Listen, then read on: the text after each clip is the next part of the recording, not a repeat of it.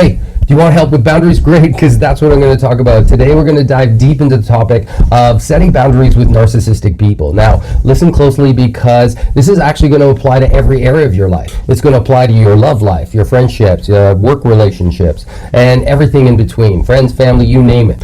And the key to boundaries is that we have to learn to stand up for ourselves and to let others know what to expect. We have to let them know how we want to be treated and what we won't put up with. And by the end of this video, we're going to be the boss of our own lives. And we're going to be like the CEO, the head honcho, the master boundary enforcer. That's going to be us. That's going to be our new label. Now, here's the secret about narcissists is they don't respect boundaries. They don't understand boundaries. And boundaries to them are just like speed bumps. It's going to be like these little annoyances. And you know what? That's actually a plus sign. That's actually a really good thing because with boundaries, we're going to annoy narcissists a little. So setting boundaries is all about like just drawing a line in the sand. You're just basically telling the world, it's like, hey, this is where I stand. This is where the line is, and I deserve respect. It's like having this emotional fortress that's just kind of built around you that's there to protect your happiness and your peace of mind. And when we set a boundary, what we're doing is we're telling narcissists what we will and what we won't accept and what we will and won't tolerate. It's a way for us to give narcissists a step-by-step guide on how to treat us. And here's the thing, if someone keeps crossing that boundary or disrespects us, there will be consequences because an undefended boundary isn't really a boundary at all, is it? So what we're going to learn today are some practical tips on how to use and set boundaries. And trust me, when you know how to do this, your life is going to get so much better. And if you haven't already, please like, share, follow, and to all my loyal subscribers who watch me regularly, thank you. Thank you so much. This means the world to me. And if you can, share your comments, share your likes. I'd love to read them. I'd love to hear from you.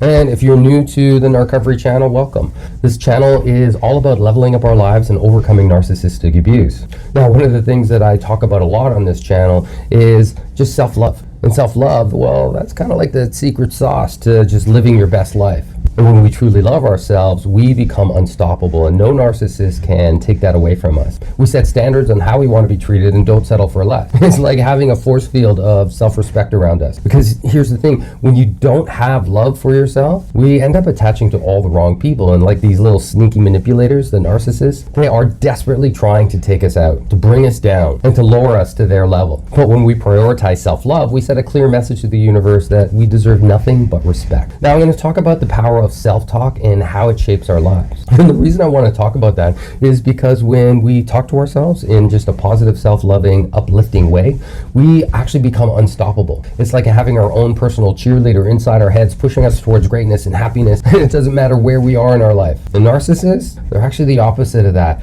They want to keep us down. And what we want to do is learn to just shut down our own ears when a narcissist is attacking our self-esteem. Instead, what we end up doing is listening to our own self-positive talk. The self-talk that tells us that, those narcissists, they're phony people. They're not real. And what are they? They're like these little angry little child bullies. And sure, they have an adult body, but their brain still hasn't developed any much further than a child. And if a narcissist keeps pushing your boundaries, well, they just don't get to do that anymore. So many narcissism survivors out there is just saying like, Miles, how do I set boundaries? How do I make them stick? Well, here's my response to that. Setting a boundary is just like creating a fence around your heart and one around your mind. And what we want to do is end up showing those narcissistic people in our lives how we deserve to be treated. And in defending boundaries, what we're actually doing is standing up for ourselves. And boundaries, they're like that little secret sauce that you use to attract, healthy relationships and help keep healthy relationships strong. And it doesn't even matter how long you've known that person. You could have known them for years. Boundaries will help you improve every relationship. It's never too late to start laying down those boundaries, especially for a narcissist. Yes, they won't like them, not one bit.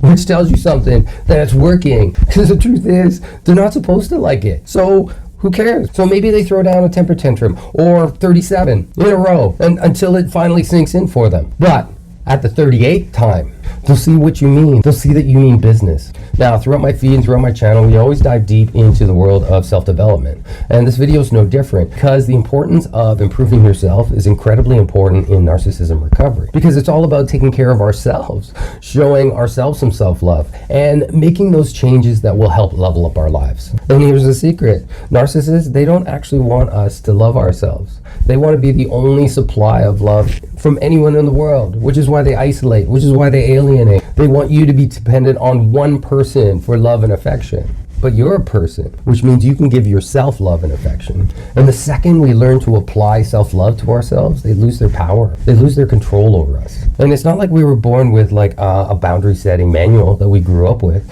Nobody taught us this stuff.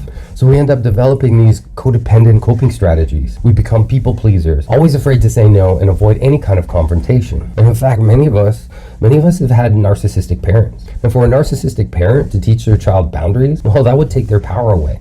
And I hope you understand that in some small way that those new coping strategies that we created to survive our childhoods have made us into people pleasers to make our parents happy. And then as we grow up, as we get older, we become people pleasers to everyone, trying to make everyone happy. Everyone except for us. And we end up being the only ones that are unhappy here.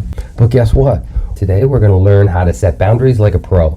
And by the end of this video, every narcissist that's in your life is just going to be sitting there scratching their heads and they're just going to be wondering, what happened? I don't understand. They don't actually know what hit them. And when it comes to boundaries, those narcissistic people in our lives, they just never got the memo. They never got the memo that boundaries actually exist, that boundaries are real. And narcissists, they're a lot like these little, boundary breaking ninjas that are just constantly finding ways to slip through the cracks and never respect anyone else's opinion but their own. But here's the deal. You have to set boundaries with a narcissist. It's an absolute must and it's a non-negotiable. And you're also going to want to know when those narcissists have crossed the line in the first place. And in my own story, it's just like quite often I didn't realize it was happening until it was too late. It was just like, oops, did I just miss something? And me personally, I let narcissistic people say and do all sorts of unacceptable stuff. And deep down, I knew it wasn't right. But I was clueless on how to handle the situation. I found myself, making excuses for them, thinking that we're all human and stuff. And I make mistakes. So maybe they just made a mistake. Maybe this was just a one-time thing.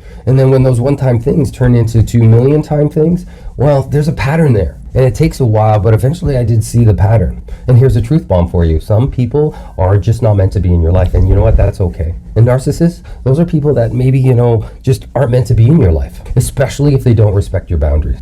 And I know it's tough being a boundary setter. And the thought of just cutting a narcissist out may seem harsh, but sometimes it's necessary for your own well-being. It's like decluttering your house and getting rid of all those socks, the ones with the holes in them. And yes, I am calling narcissists emotional clutter. Because they are. And they are like those old socks with the holes in them. And you deserve being with somebody who's like not walking around with this hole in their heart, their hole in their souls. You don't keep socks with holes in them, no. So it's time to make room for those people who lift us up. So let's talk about growing your vision and trash removal. Now, I used to have this thought in my head that if someone did something wrong to me, I'd just kind of offer them forgiveness and just dance away with the grace of Grace Kelly and just kind of keep moving on with my life. And don't get me wrong, forgiveness is really important. But here's a harsh reality. If a narcissist doesn't fit the puzzle of your life, it's time to accept that. And when you clear out the narcissistic trash in your life, you actually end up creating space for a peaceful, happier life. And you can attract all kinds of just better quality people in your life. So what's the first step in boundary setting? You have to know when a boundary has been violated. And it's a lot like, trying to detect a narcissistic little rodent who just keeps sneaking into your cookie jar. You have to protect your cookies. Those are your cookies. And only you get to eat them. They're your emotions. They're your soul. And it doesn't matter how much a narcissist will beg for narcissistic supply. They don't get to eat your emotional energy cookies. Those are yours, not theirs. They're yours. And when you set a boundary, what you're doing is letting the world know that you have relationship standards. So you can picture it as your emotional well-being is, just that strong fortress. And this is where you stand for yourself and you say, you know what, I deserve respect. And that's where you start to ask yourself, what does respect actually look like? And this is where you can get really specific. And then anytime a narcissist tries to cross the line, when they violate your boundary or standard, it's time to sound the alarm. Time to fire a warning shot. And if they ignore the warning shot, then fire another one. If they ignore that, then that narcissist needs to get the hell out of your life. Bye-bye. My butt needs scratching, and it's a far more important use of my time than trying to talk or deal with you. Go away.